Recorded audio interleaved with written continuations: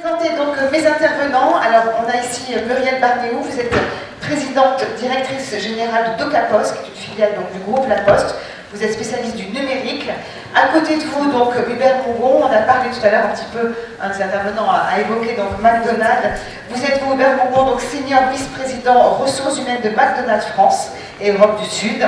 En face de vous, Laurent Bigorgne, vous êtes Laurent, donc directeur de l'Institut Montaigne. Et puis notre dernier intervenant, donc c'est Pierre Ferracci. Vous êtes président du CNEE, le Conseil national de l'éducation économique. Alors beaucoup de choses pour cette table ronde, puisqu'on doit parler finalement du rôle de l'entreprise en tant qu'ascenseur social. Alors évidemment, il y a plusieurs manières de voir effectivement ce débat. À la fois donc la manière au tout début où on va intégrer les jeunes dans l'entreprise. Donc évidemment, il faut parler de la formation, il faut parler de l'enseignement, et puis donc des stages, de la façon dont les entreprises accueillent les jeunes. Et puis évidemment, dans un deuxième temps, de la façon dont tout au long de sa vie, le salarié va être accompagné, parce que l'ascenseur social, eh bien, il ne s'arrête pas simplement, on va dire, au début de la vie de la personne, il est là tout au long de sa vie et il doit être finalement maintenu, il doit être préservé, il doit continuer justement à le motiver tout au long de sa vie. Merci beaucoup. Moi j'ai envie de retenir très rapidement 5 points pour essayer de camper ce décor. Je vais être un peu provocateur, il y a des enseignants dans la salle, j'en fus un et je le reste de cœur. Je vais vous parler de l'école comme d'un descendeur social, au sens où aujourd'hui l'OCDE nous explique qu'au fond l'école la plus inégalitaire, c'est-à-dire celle qui laisse les performances des élèves mieux expliquées par l'origine sociale de leurs parents, est l'école française. C'est exactement le contraire de ce qu'on imagine qu'elle est. Il y a 5 points de difficulté et qui font tous ensemble ce descendeur social, ça n'est pas que la faute de l'école. Premièrement, on a une école primaire dans laquelle on a refusé d'investir. Je suis désolé d'être assis à la place de celui qui a pu dire dans d'autres temps, d'autres lieux, malgré son discours brillant tout à l'heure, qu'au fond l'école primaire c'était pour changer les couches, ce qui est une phrase qui est un contresens économique absolument total pour le coup. Donc une école primaire qui pose évidemment des problèmes assez graves. C'est doublé d'un second sujet, on entre au cœur du sujet, c'est qu'on n'a pas jugé utile en France, bien qu'on avait une école primaire un peu compliquée, qui produisait à 10 ans des gamins avec un niveau de connaissance qui n'est pas suffisant, et trop de gamins sans niveau de connaissance du tout, un mauvais système d'apprentissage. Je veux dire par là que c'est de la distribution en envers, on donne à ceux qui ont plus déjà, c'est-à-dire aux plus diplômés, comme ils sont les plus diplômés, on a inventé l'apprentissage dans l'enseignement supérieur, mais c'est pas cela dont il aurait fallu s'occuper, c'est plutôt au niveau de qualification intermédiaire ou sur les moins qualifiés. L'apprentissage qui a une mauvaise image d'ailleurs en France. Oui, alors une image qui s'améliore dans les sondages, mais la réalité c'est qu'en fait, à la fois tout le monde en parle et tout le monde s'en fout. C'est-à-dire que personne ne se sent comptable à un moment ou à un autre de faire que ce système marche mieux, parce que si au fond je devais me contenter de déclarations, ça ferait longtemps qu'on aurait doublé le nombre d'apprentis en France. Je vous rappelle qu'en Allemagne il y a 3 fois plus d'apprentis pour 3 fois moins de dépenses publiques. Troisième sujet, qui est bien connu aussi pour le coup d'un certain nombre de personnes ici, un système de formation professionnelle qui lui aussi, comme l'apprentissage, fait de la distribution en envers. C'est-à-dire qu'au fond, on se charge d'amener des formations à ceux qui en ont moins besoin, parce qu'ils ont déjà le plus reçu tout au long de leurs études, tout au long de leur carrière professionnelle. Et c'est un système au fond qui est très peu correcteur d'inégalité, et puis on sait assez peu performant. Qui le reste, malgré un effort du législateur et des partenaires sociaux assez considérable et suivi dans le temps. Quatrième élément, c'est le poids de notre démographie. Après tout, on pourrait avoir tous ces systèmes sociaux ou de politique 8 qui ne fonctionnent pas, et puis une démographie toute petite, parce qu'au moins on serait cohérent. On ferait peu d'enfants, les formerait assez mal, on continuerait de les former assez mal, et puis une fois devenus adultes, on continuerait de les former plutôt mal. Pour ceux qui en tout cas ont reçu le moins ou sont les plus défavorisés de par leur lieu de naissance ou d'origine de leurs parents. Mais en fait, on fait plutôt beaucoup d'enfants par rapport aux autres pays d'Europe. Et cinquième point, et c'est sans doute un de ceux qui, d'une certaine façon, vient cristalliser l'ensemble, c'est qu'on est un pays, et c'est sa tradition, c'est son honneur, qui attire des gens. On est un pays d'immigration, et on est un pays où quand on cherche à mesurer les discriminations à raison de la religion, on se rend soudain compte, et là je me fonde sur des testings qui sont connus, qu'en gros en France, un homme musulman est 10 fois plus discriminé qu'un noir aux États-Unis par rapport à un blanc. Et donc si j'ajoute un système d'école primaire qui ne fonctionne pas bien, un système d'apprentissage qui ne fonctionne pas bien, un système de formation professionnelle qui ne fonctionne pas bien, on pourra revenir sur les raisons de cette désarticulation, plutôt beaucoup d'enfants et une part migratoire importante avec des effets de discrimination assez forts. Je trouve que la France a un profil très singulier en Europe, puisque nous sommes le seul pays à souffrir de ces 5 caractéristiques ensemble. Il y a des pays qui peuvent avoir l'un ou l'autre de ces problèmes, une ou l'autre de ces caractéristiques. Je n'en connais pas d'autres qui les aient tout à la fois. Et je pense que, bien sûr, on peut attendre que l'entreprise soit un ascenseur social. Encore faudrait-il que collectivement, l'État, les collectivités locales, les partenaires sociaux, l'ensemble de la société civile, porte son regard sur les grands points de grandes difficultés que nous avons théoriquement à traiter si on regarde ce constat. Comment est-ce que vous répondez justement à ces problématiques et par rapport justement à ce que vient de nous dire Laurent Bigorre, comment est-ce que vous faites pour peut-être aplanir justement cette discrimination qu'il peut y avoir, qu'on peut trouver dans les entreprises? Bien, bonsoir. Peut-être quelques mots de présentation sur ce qu'est McDonald's aujourd'hui, au-delà de l'idée qu'on s'en fait. J'entendais tout à l'heure que quelqu'un disait certains vont ailleurs que chez McDonald's. Oui, effectivement, l'intervenant précédent fait allusion. Ça permet de rebondir un petit peu. Non, mais McDonald's en France, c'est un petit peu plus de 30 ans d'histoire, c'est 50 ans dans le monde. C'est vrai qu'on est numéro 1 de ce secteur de restauration dit à service rapide. Et on a posé comme acte de gestion, on va dire, de nos équipes, de nos ressources, il y a déjà très très longtemps, que le diplôme n'était pas un élément déterminant au moment du recrutement. Donc c'est un élément fondateur de notre politique sociale. On n'a rien fait de plus ou de moins en France par rapport à ça, et ce principe est vrai dans l'ensemble des pays du monde. La deuxième chose qu'il faut avoir à l'esprit nous concernant, c'est que nous avons un petit peu plus de 1300 restaurants en France. Nous sommes absolument partout, en zone rurale, dans les quartiers, dans les petites villes, les moyennes villes, les grandes villes. Il y en a même chez moi à Saint-Pour-Saint-Sursault, 4500 habitants. Ça veut dire qu'on rentre de très très près dans le tissu économique et social local, et que nous sommes une entreprise à part entière lorsque l'on s'implante localement, avec à chaque fois une quarantaine, 45 emplois qui sont créés systématiquement.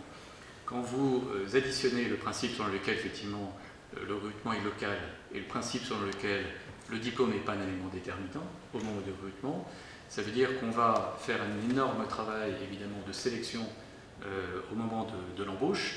On embauche actuellement 40 000 personnes en France chaque année et on crée entre 2 et 3 000 nouveaux emplois chaque année, donc indépendamment du renouvellement de nos équipes. Et ça veut dire que derrière ça, il va falloir qu'on mette en place des processus de recrutement qui vont être assez pointus et qui vont aller chercher des qualités individuelles, des qualités intellectuelles, des qualités liées au profil, c'est-à-dire à la qualité de la personnalité. J'y reviendrai peut-être tout à l'heure.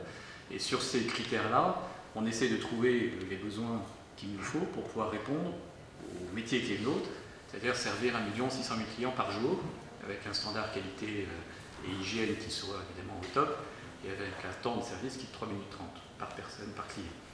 Donc ça veut dire qu'on essaie de faire coller finalement beaucoup de qualités individuelles ou des qualités qui sont liées à la formation initiale, et on y reviendra, à un cahier des charges qui est le nôtre. Quand on dit ça, ça veut dire qu'on va trouver sur le marché des méthodes de recrutement par simulation qui répondent typiquement à nos besoins, et on va chercher sur le marché, quelle que soit finalement la formation, l'expérience, la vie que l'on a pu avoir, des profils qui correspondent à nos besoins. Et donc on tombe naturellement, j'ai envie de dire, sur les enjeux dont on vient de parler, qui sont des enjeux liés au profil des Français et des Françaises qu'on recrute en permanence, et on croise de fait, et de façon extrêmement naturelle, les enjeux de la diversité, mais sans aucun effort particulier. Je n'ai pas une ligne de ma politique sociale d'enseigne sur ce sujet-là. On n'a pas signé d'accord spécifique ni sur les hommes ni sur les femmes. Aujourd'hui, tous nos ratios, je dirais, sont plutôt ouverts de ce côté-là, y compris en matière de rémunération et de gestion des parcours professionnels, parce qu'ils sont intrinsèques et depuis très longtemps dans le cœur même du fonctionnement de l'entreprise. Et pour autant, vous avez quand même le sentiment d'être justement très actif en matière, pour revenir à notre thème, d'ascenseur social pour vous. Alors, de fait, une fois qu'on a dit ça, ça veut dire qu'on prend une énorme responsabilité en matière de formation, d'abord au poste de travail, formation ensuite plus générale. Donc, nous avons depuis toujours développé notre propre école de formation interne, qui accueille un petit peu plus de 5000 salariés chaque année, pour pouvoir prendre le relais des profils que l'on recrute au moment où on les embauche, quelle que soit l'expérience et la formation initiale de chacun. Et donc à travers cette formation, ce qui prend le relais immédiatement, c'est la promotion interne. 80% de nos chefs d'équipe sont d'anciens équipiers, et nos directeurs ou directrices de restaurants sont tous anciens chefs d'équipe également. Donc formation promotion interne égale ascenseur social. C'est pas comme ça qu'on le traduit en tout cas chez nous. Mais c'est vrai qu'aujourd'hui, on a des directeurs et des directrices de restaurants qui, pour la plupart, ont commencé en arrivant chez nous en ayant un vocabulaire réduit, une formation initiale minimum, et qui 5 à 10 ans après gèrent des business de 2 à 3 millions d'euros. Et ils savent tout faire. Quand je dis tout faire, c'est leur gestion, leur organisation, leur planification, les achats, les logistiques, le commerce, le marketing. Ils savent tout faire parce que c'est vous qui leur avez appris. Ils savent tout faire parce qu'ils ont appris sur le terrain un certain nombre de choses, parce qu'on a complété ces formations techniques par des formations théoriques, et on les emmène en Angleterre ou aux États-Unis. Et 10 ans après, ce sont des gens qui sont capables de décrocher des niveaux bachelor, donc Bac+3, école de commerce en management, des licences en gestion, avec des résultats étonnants.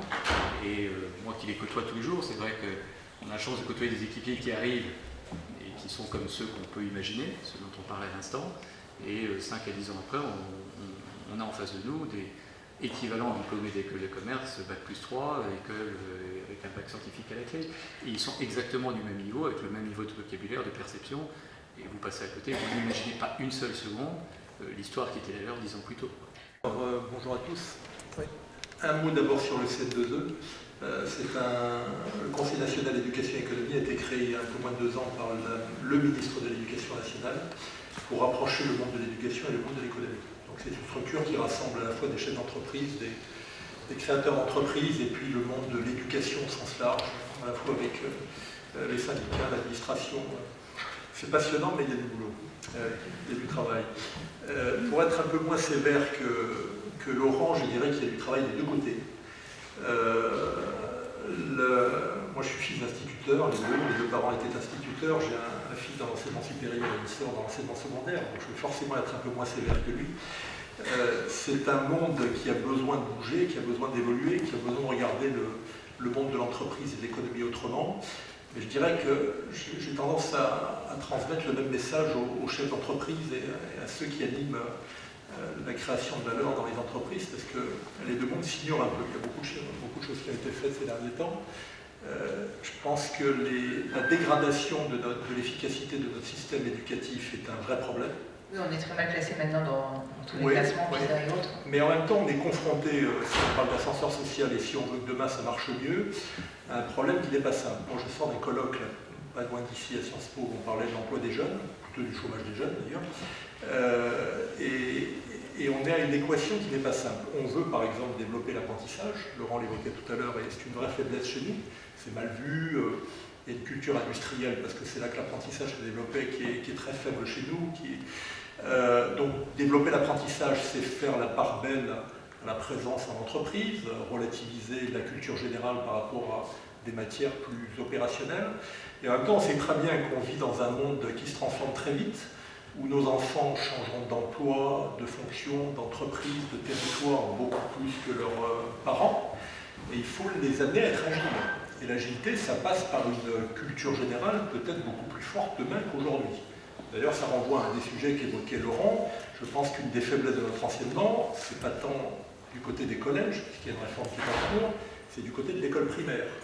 Les pays de l'Europe du Nord qui ont surinvesti dans l'école primaire, et qui ont regardé d'un autre œil aussi l'entreprise, les branches professionnelles, qui ont construit d'ailleurs avec les entreprises et les branches professionnelles des diplômes, parce qu'il faut concilier le court terme et le moyen terme, former des citoyens, mais aussi former des élèves et des étudiants qui auront un débouché immédiat sur le marché du travail, c'est pas simple. Et donc quand je parle de l'équation difficile, il faut à la fois renforcer cette partie de culture générale, et en même temps développer l'apprentissage, enfin, développer l'alternance, développer des préoccupations qui sont proches des besoins de l'économie à court et moyen terme. Et je trouve que le débat est un peu coincé là-dessus. Le débat est un peu coincé, alors avec d'un côté les entreprises à juste titre qui regardent les emplois non pourvus, ou les emplois pourvus avec des qualifications qui ne sont pas tout à fait adaptées, et puis l'éducation nationale est parfois encore sur son piédestal en ignorant un peu ce monde de l'économie qui bouge. Donc si on veut que l'ascenseur social demain fonctionne bien, il faut que l'éducation nationale, et puis après on pourrait parler de la formation professionnelle, oui, tout à fait, s'adapte et trouve les solutions à cette équation qui n'est pas tout à fait évidente à satisfaire. Oui, spécialiste du numérique, je le suis surtout parce que j'ai le plaisir de siéger au conseil d'administration de Syntec Numérique et de présider un de ses collèges. Le numérique aujourd'hui en France, c'est à peu près 365 000 emplois, avec des choses intéressantes qui sont notamment 94% de CDI et une croissance qui a été multipliée par 30 sur les 30 dernières années. C'est un des secteurs en France qui embauche aujourd'hui encore entre 34 et 35 000 salariés en CDI chaque année et qui croît de 2% par an. Donc on est sur un secteur qui, lui, aujourd'hui est en appétit pour des ressources et pour des ressources très diverses et très larges. Je pense que c'est le point qui est le point important et que je vais apporter à ce stade du débat. Ce numérique, c'est un univers qu'il faut voir comme l'univers de la transgression. Du coup, il nous questionne beaucoup. Pourquoi la transgression? Parce que c'est un univers du monde à l'envers. C'est l'univers où le plus agile mange le plus lent et pas le plus gros qui mange le plus petit. C'est l'univers où en 5 ans, en 6 ans, vous obtenez une capitalisation boursière qui devient supérieure à des industries qui ont 30, 50, 100 ans d'ancienneté. C'est un univers où les jeunes apprennent aux vieux. C'est un univers où les compétences deviennent très obsolètes très vite, mais c'est aussi un univers de très grandes opportunités. Pourquoi? Parce qu'on va travailler avec des savoirs, mais on va aussi travailler avec beaucoup d'inventivité, beaucoup de créativité. Lorsque l'on travaille dans ces mondes-là, on va chercher du design, on va chercher des sciences molles, on va chercher des sciences dures, on va chercher de l'intuition. C'est un monde où l'erreur est appréciée, elle permet de continuer à construire. Et c'est un monde aussi qui contourne un certain nombre de ce qu'on appelle les legacies. C'est-à-dire que dans ce que l'on met au point aujourd'hui, ou ce que les jeunes start-upers mettent au point, un Uber, Madame Guémard en parlait tout à l'heure, un Blablacar, vous êtes dans une capacité à contourner toutes les lourdeurs de l'entreprise, tout ce qu'on appelle les DSI et l'IT un peu difficile et qui a mis du temps à se mettre en œuvre. Alors c'est terrible pour nous, économie traditionnelle, que de vivre ça. C'est terrible, parce que ce sont des années et des années que vous passez à installer des réseaux commerciaux, des réseaux, des structures et des infrastructures, mais c'est aussi du coup c'est une nouvelle un concurrence, univers effectivement aussi. avec une très grande opportunité et qui offre beaucoup d'opportunités. C'est un univers dans lequel on manque de compétences. Chaque année, on ne fait pas le plein de nos besoins en matière de recrutement. Il faudra vous dire pourquoi. C'est un univers où on est en apprentissage permanent et où on est en capacité de faire ces apprentissages d'une manière assez simple et assez démocratique. Ça, c'est quelque chose auquel je tiens beaucoup et je pense que c'est une des questions qui, du coup, rend notre système éducatif très en souffrance. On est dans un univers du savoir partagé, acquis d'une manière assez simple. Si vous voulez vous former d'une manière assez simple, avec 48 heures de cours aujourd'hui sur le net, vous allez acheter vos 48 heures de cours sur le net. Le lendemain, vous venez en entretien. Moi, ça m'est arrivé chez un jeune à qui j'ai dit c'est dommage, j'ai juste pas le poste qui vous correspond, voilà ce que je cherche. On était sur week-end de Pentecôte, pendant les 3 jours, il s'est acheté les 48 heures de cours dont il avait besoin, il est revenu et il était béton sur cet univers-là. C'était un jeune qui sortait de banlieue, qui sortait de ce qu'on appelle nos quartiers ont du talent, qui est un dispositif, je ne sais pas si vous connaissez justement, qui permet de favoriser, quand on a le mauvais prénom et la mauvaise adresse, on fait ce qu'on disait tout à l'heure, qui permet de favoriser l'insertion. Donc c'est un bel univers d'opportunités. Mais c'est un univers, pour répondre à votre question, qui du coup nous questionne assez considérablement sur ce que sont nos fondamentaux, notamment dans un monde que moi je vois comme très lié à la sélection par la connaissance. Alors que là, on parle plutôt d'un monde où votre savoir-être, votre capacité à être agile, votre capacité à rebondir, et les changements de vie que vous allez avoir et de vie professionnelle est un élément discriminant. Ce qui effectivement questionne complètement, je suis d'accord M. Ferracci, comment on a appris ça, ce savoir-être, le plus tôt possible à l'école. Il y a quand même des choses qui bougent, il y a des choses qui bougent sur le terrain, y compris d'ailleurs avec un tissu associatif qui sur ce terrain-là, dans des quartiers un peu difficiles, fait des expériences innovantes en matière d'éducation et d'apprentissage de la vie économique. Il y a plein de choses, on essaie de les développer, notamment dans les réseaux d'éducation prioritaire. Bon, après, tout système éducatif a forcément une approche un peu trop théorique et se coupe, si on y prend garde, des besoins du terrain et des entreprises et des territoires. Donc c'est un combat permanent. Il y a une chose d'ailleurs que notre système éducatif devrait corriger très vite. Moi, je suis un républicain acharné, donc je tiens à l'égalité républicaine. Je trouve que l'égalitarisme est le pire ennemi de l'égalité.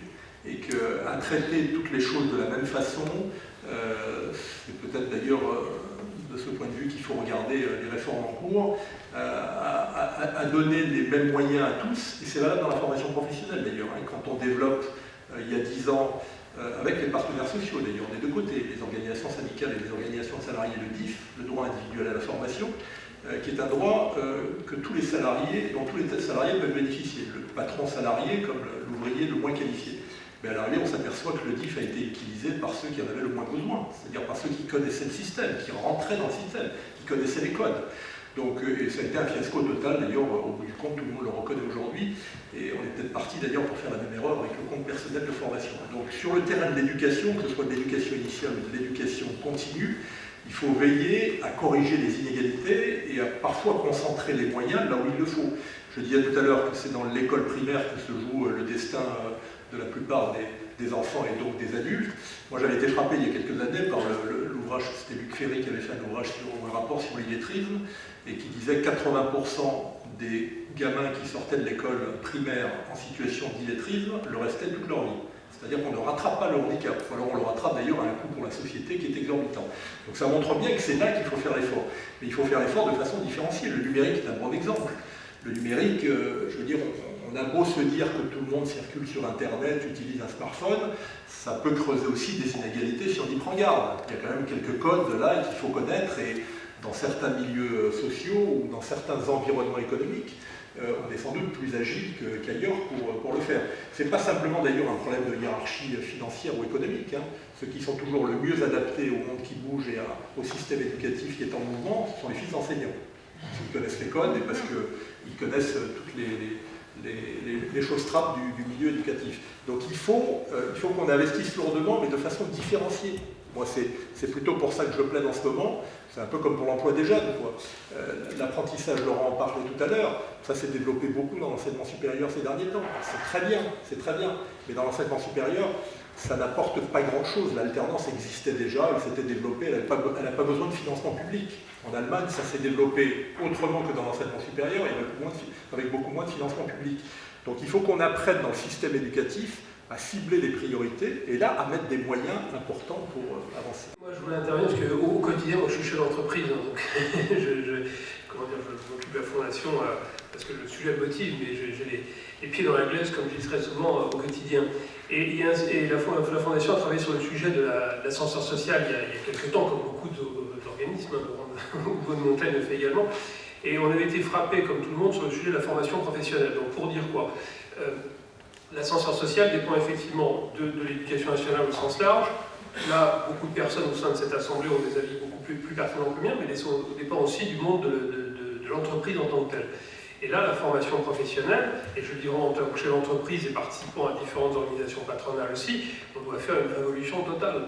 Le système de formation actuel est un vrai scandale, pour dire les choses sans ambiguïté aucune. Je n'ai pas l'habitude de faire la langue de bois. Et clairement, ce qu'on avait préconisé au niveau de la fondation, comme d'autres encore une fois, c'est de dire que le droit de la formation professionnelle soit inversement proportionnel à la formation initiale. En clair, quelqu'un qui sort ingénieur Bac plus 5, il doit avoir un droit à la formation qui est quasiment nul, et puis s'il veut se former, il le paye. Et puis par contre, quelqu'un qui sort sans aucune formation, il doit avoir le maximum d'aide et de support là-dessus. Donc voilà, c'est quelque chose qui pour moi est assez évident et pour le coup qui dépend du monde de l'entreprise. Donc là-dessus, il ne dépend qu'à nous, entreprises, organisations patronales et syndicales, de saisir ce sujet, de le faire vraiment bouger. On en parle depuis des années, malheureusement, ça reste dans un immobilisme regrettable. Et puis alors, vous avez mis également des initiatives pour pouvoir permettre donc aux enseignants de venir également en entreprise. Oui, alors je veux réagir quand même par rapport à McDonald's, qui intervient également sur ses cours et sur ses stages de professeur, on le remercie. Il y a 3 ou 4 sessions, on a eu une professeure qui d'ailleurs enseignait dans des classes un petit peu difficiles et qui avait été affectée chez McDonald's, parce on ne peut pas, enfin, les professeurs, reçoivent, enfin, ce n'est pas eux qui choisissent l'entreprise, ça serait beaucoup trop difficile en termes de logistique, donc cette personne s'était retrouvée chez McDonald's en tant que telle. Et tout à fait sincèrement, hein, il y a une réunion de débriefing qui se passe ici à l'Institut, et cette personne m'a dit, écoutez, je ne connais pas du tout McDonald's, enfin, je ne connaissais pas McDonald's, si, comme consommateur potentiel, comme tout le monde, bien évidemment, et qui avait dit, j'avoue que j'ai découvert des méthodes d'insertion sociale tout à fait performantes, intéressantes, et disons, peu ou prou, ça serait intéressant de s'en inspirer, de trouver des idées d'or. Donc ceci pour dire, sans refaire le panégyrique de McDonald's, mais il y a beaucoup d'autres solutions dans les entreprises qui sont également intéressantes. Là, on rejoint le fait que l'échange permanent entre ce que vivent les professeurs au quotidien, qui n'est jamais très simple, hein, ça ne faut jamais l'oublier, pour écouter à chaque fois leur témoignage, où on voit que c'est pas simple du tout de se retrouver face à une classe tout seul, une trentaine d'élèves, pas toujours peut-être attentifs, etc. Ils ont ce défi personnel de les amener à devenir des citoyens, mais aussi à acquérir un travail.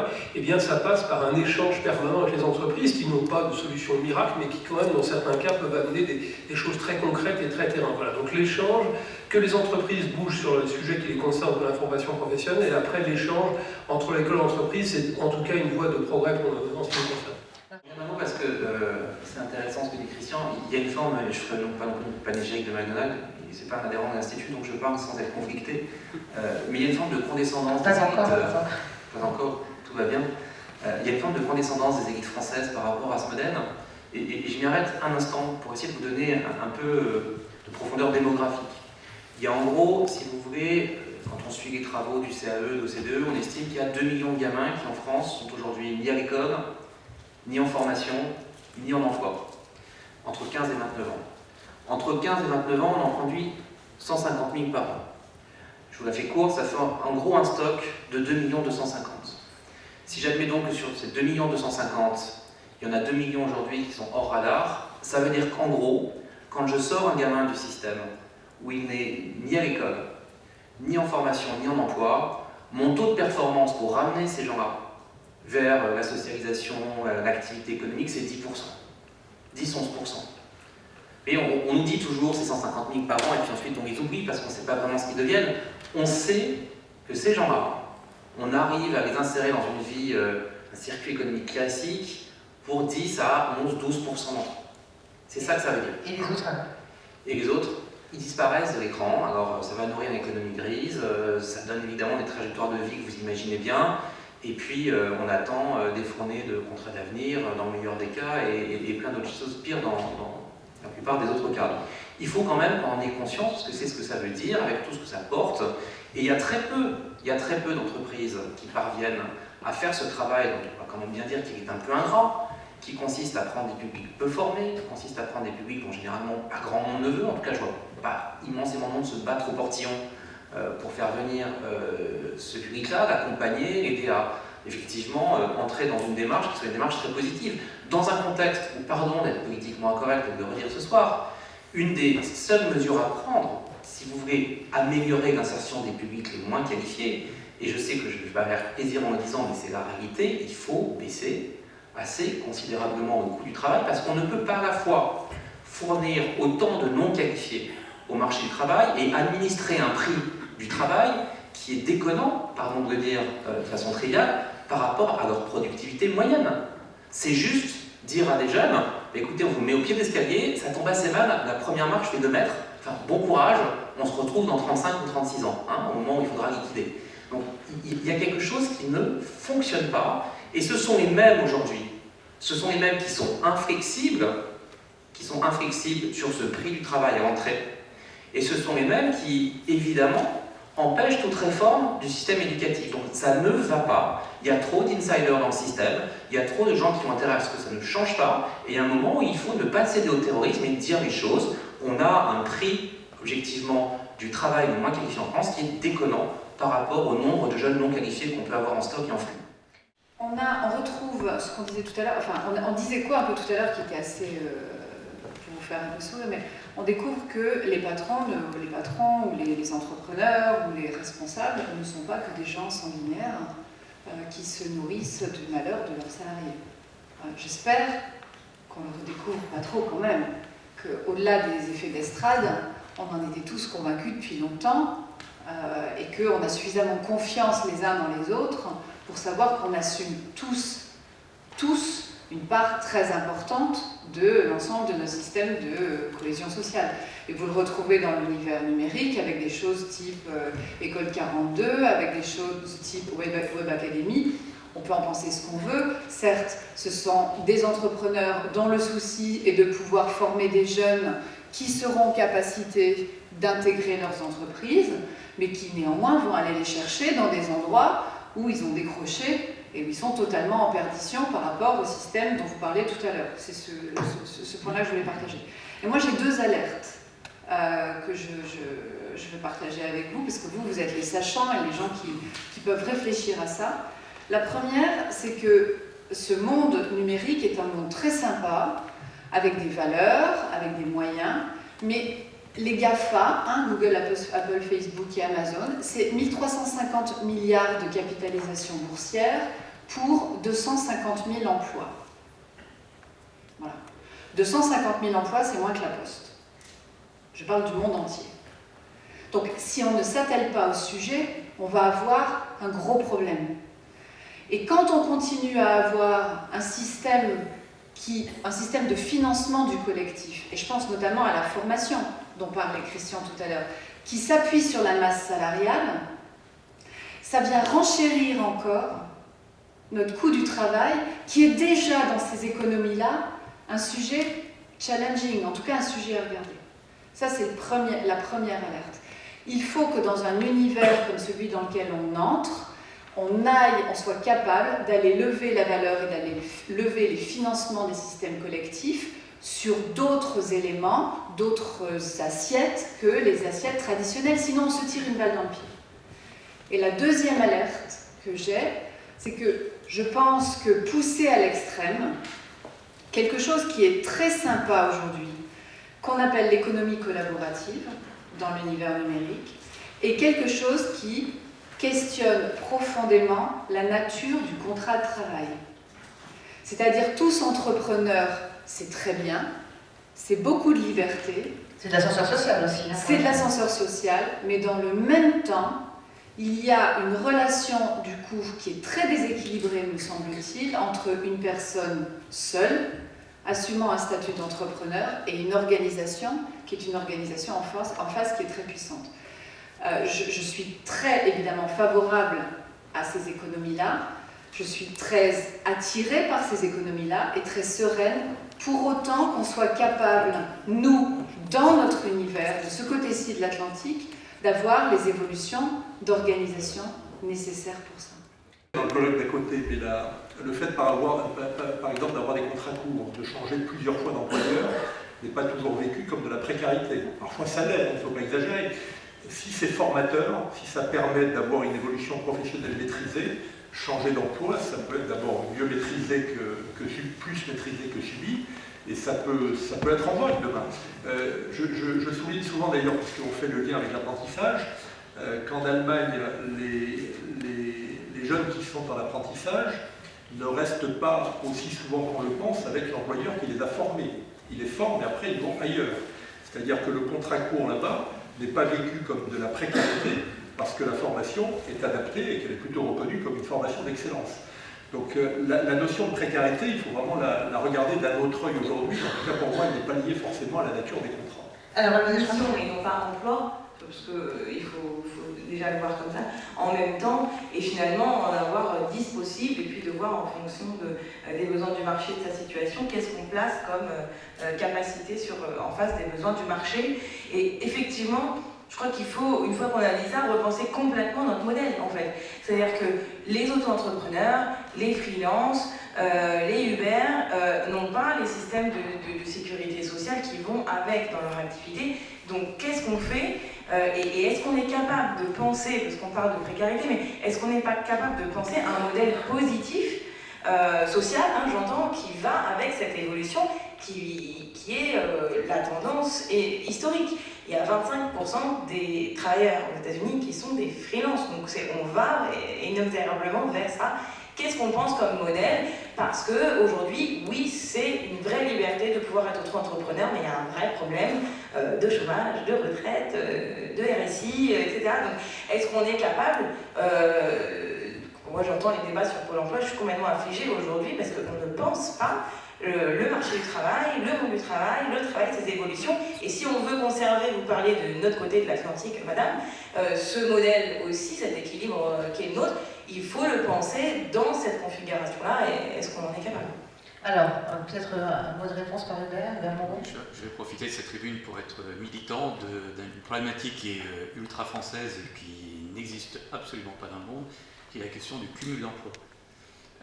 Alors particulièrement dans le secteur des services, mais je rebondis sur ce que dit Julie, bonjour, parce qu'on a une législation, je dirais un cadre légal qui de ce point de vue-là n'est absolument pas prêt, d'ailleurs ne le veut pas, ne le souhaite pas, puisque en France, vous avez un travail quand vous faites 35 heures. Vous faites moins de 35 heures, vous n'avez pas de travail, vous avez un job.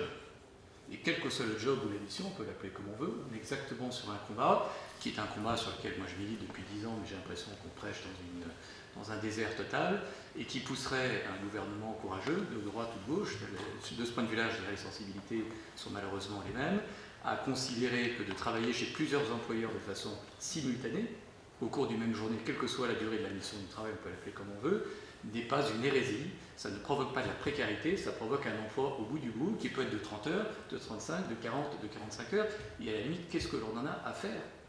Donc on est là à s'égosiller tous sur le principe, espèce de dogme autour des 35 heures. Les nouvelles générations qui arrivent n'ont pas l'ombre d'une question là-dessus. À nous, à charge en tant qu'entreprise, industrielle et de service, d'apporter des bouts de réponse et essayons de mettre à plat enfin ce débat qui n'en finit pas de ne pas se poser dans notre beau pays. Laurent Bigard, votre avis alors là-dessus? J'aimerais faire deux remarques. Évidemment, la question que je lui pose, qui est fondamentale, c'est il y a des formes de travail plus flexibles, et en même temps, ceux qui vont vers ces formes de travail plus flexibles aujourd'hui prennent un certain risque, en tout cas ont le sentiment d'avoir moins de couverture sociale. C'est vrai. Maintenant, j'aimerais rappeler deux choses. La première, c'est que notre pays a fait un choix historique, c'est d'avoir 33% en gros de sa richesse nationale qui est consacrée à des dépenses sociales. Pourquoi je le rappelle? Parce que c'est 6 points de plus que n'importe où d'ailleurs dans l'Union européenne. On est aujourd'hui le pays qui consacre le plus d'argent à son système de protection sociale, et on voit bien ce qui est en jeu. Ce qui est en jeu, c'est que ceux qui ont déjà refusent toute évolution par peur de perdre. Et donc, on a effectivement des catégories entières qui se trouvent face à des nouveaux acteurs qui, eux, ne sont pas coalisés, qui, eux, n'ont pas de capacité de nuisance, ni comme partenaire social, ni politiquement, parce qu'en plus, ce n'est pas nécessairement des gens qui vont aller beaucoup voter.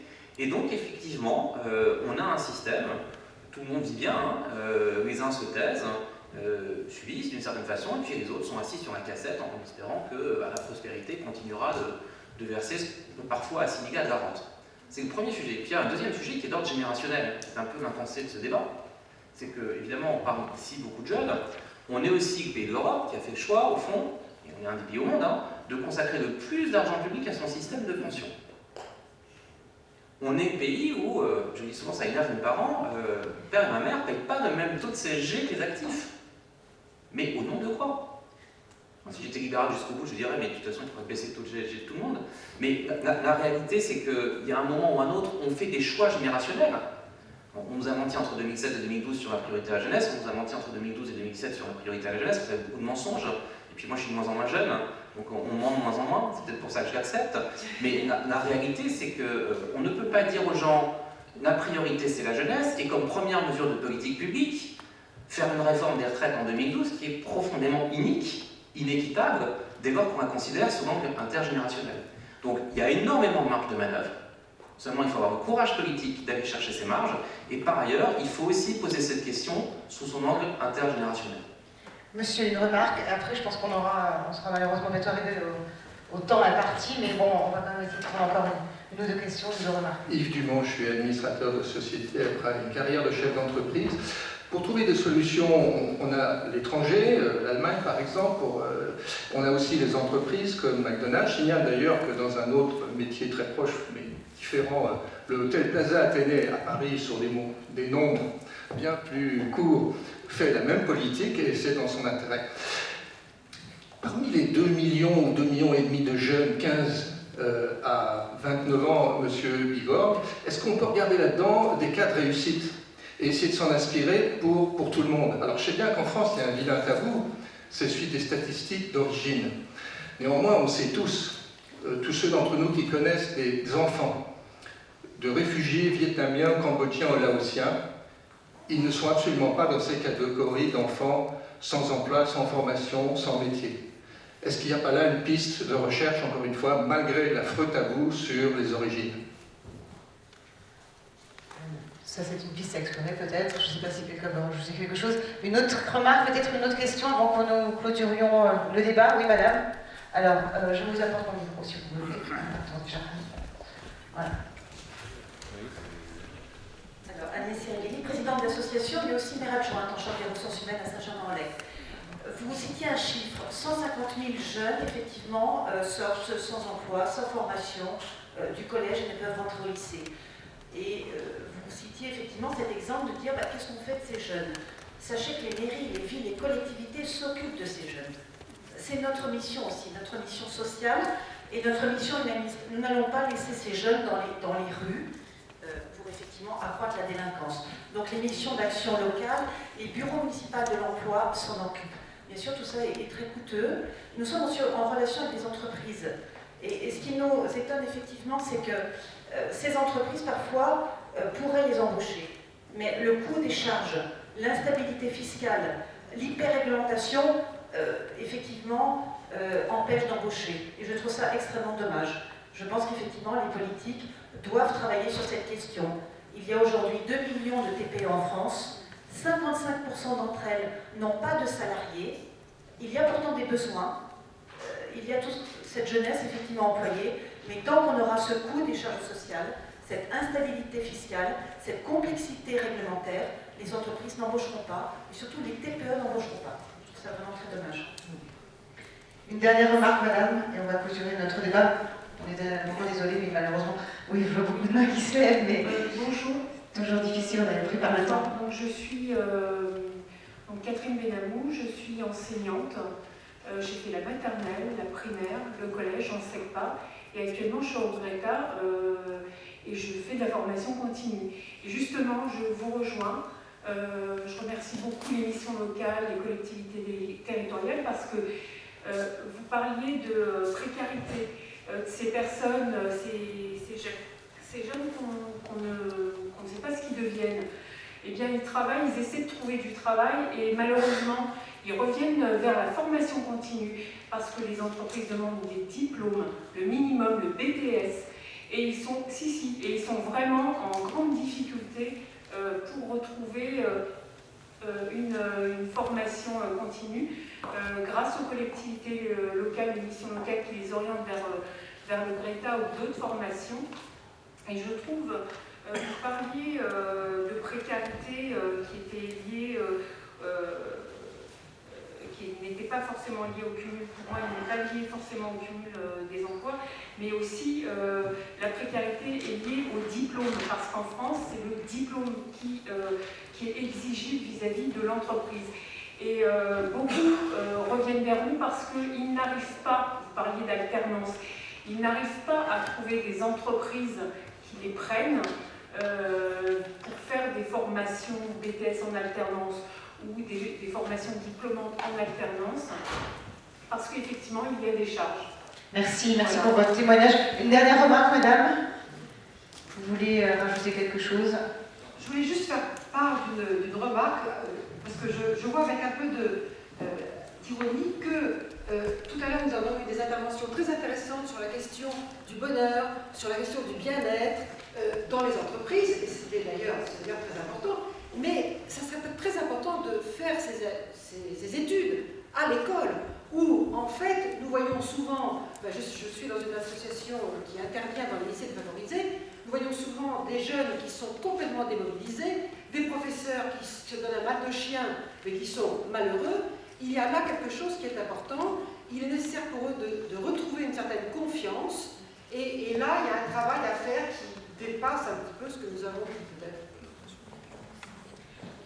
Madame, oui. Alors, on vous écoute. C'est une question. Je me présente Annie Béouloco, je suis principale du collège. Mettez le micro, c'est possible, il faut allumer le petit bouton, merci. C'est une question pour M. Bigorne. J'ai bien compris que pour les populations sorties du système précocement, à l'embauche, le coût social est très élevé et qu'il faille trouver une adéquation.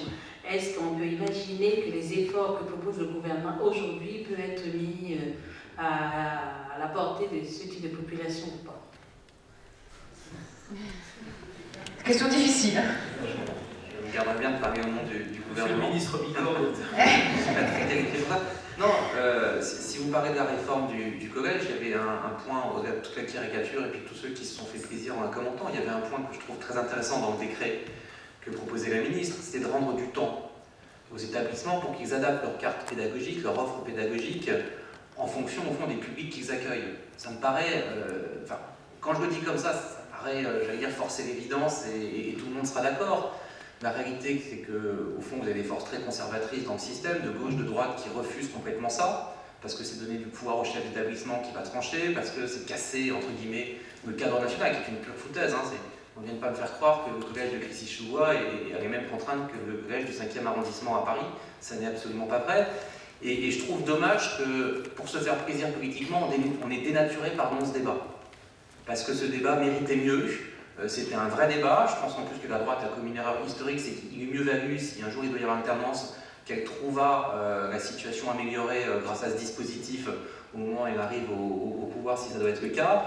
Et il aurait mieux valu que la gauche assume complètement cette réforme, qui est une réforme, à mon avis, qui va dans le très bon sens.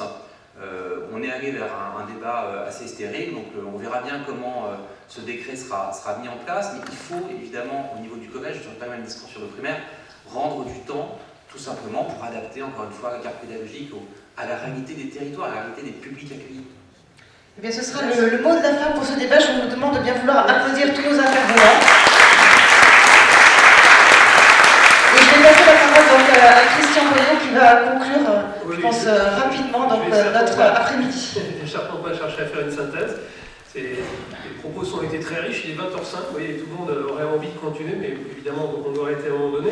Il y a deux mots peut-être pour synthétiser, que je ressortirais. Il y en a un qui avait proposé Clara Guémard sur le premier débat, qui était on n'impose pas la créativité. J'ai beaucoup aimé, parce qu'effectivement on est dans un monde qui va demander de plus en plus à chacun d'amener de la valeur, d'amener du sens, d'amener de la créativité. Pour faire ça, il faut que les gens soient dans une logique de bien-être au travail.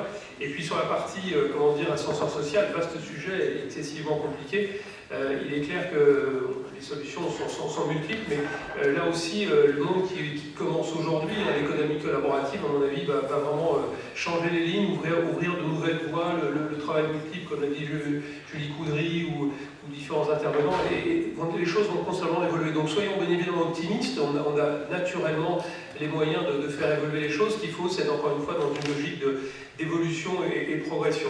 Alors je finirai évidemment en remerciant l'Académie des sciences morales et politiques de nous accueillir dans ces lieux toujours somptueux.